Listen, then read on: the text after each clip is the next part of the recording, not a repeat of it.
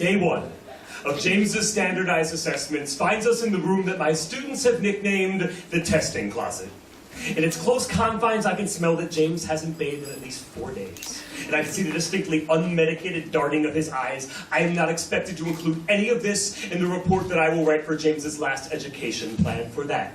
I'm to focus on how James responds to writing prompts like the one with the picture of the boy with 2 robots. Students are to compare the robots using the word however.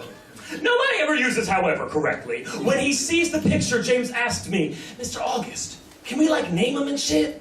I am tempted to include this in the report, as well as a description of the discordant symphony created by James's rumbling stomach and muttering mouth, because nobody at the shelter where he's been staying is required to feed him or administer his schizophrenia meds. When I ask him if he needs to stop, he says, "Nah, I think I got this."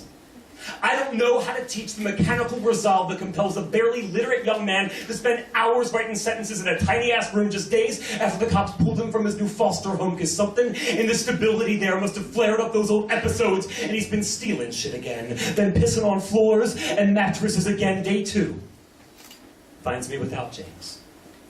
Day 3 finds James just 12 hours after being released from the hospital, because the guys at the shelter don't see the unmedicated schizophrenic. They don't see the 21-year-old high school student who won't even get a diploma. They just see the motherfucker who stole their shoes. And from across the testing closet table, y'all, I can distinctly make out the 3-inch unstitched gash in James's scalp from where they dragged him into the street by a fistful of his tracks. It is gaping like the most cynical of mouths, issuing a reminder that black and retarded are the only 2 strikes who need to be out in this world that I am supposed to be preparing him for. But I won't include any of that in the report either, but I will write that James has given the only response to the robot prompt in 7 years that has made me cry. He wrote, "The boy has 2 robots.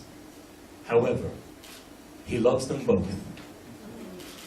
Who taught James love?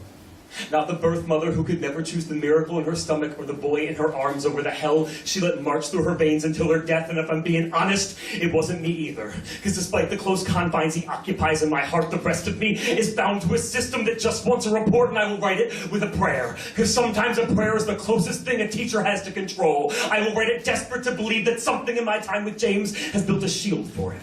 That for all of my students, I am balm to bruised skin, a lullaby.